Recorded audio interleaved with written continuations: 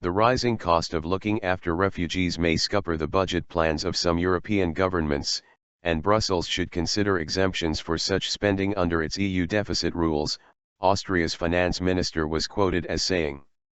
The short-term costs are high but predictable. More critical is the question of the longer-term effects on the budgets, Joerg Schelling told German newspaper Welt am Sonntag, in an interview published on Sunday. He said a lot of refugees would stay in Europe, which meant governments had to build more houses and schools.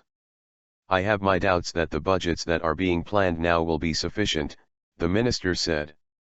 Some economists argue that the increased number of refugees will lead to stronger domestic demand, and therefore higher tax revenue. But you have to keep in mind that this growth push is financed with more spending and more debt, Schelling said.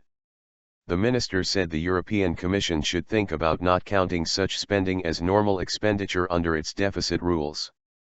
There should be a discussion about whether the high costs for countries such as Germany or Austria and others for the humanitarian measures should be viewed as extraordinary one-time effects, Schelling said.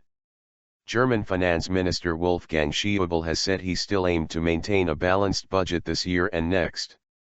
Some lawmakers have questioned whether that will be possible given the rising costs associated with the migrant crisis. Chancellor Angela Merkel's chief of staff ruled out Berlin raising taxes to cover refugee costs. We promised the voters that there won't be tax increases or other levies. We'll keep that promise, Peter Altmaier told Der Tagesspiegel in an interview published on Sunday. Asked if Germany would support exemptions for such spending under EU deficit rules, a finance ministry spokesman denied comment.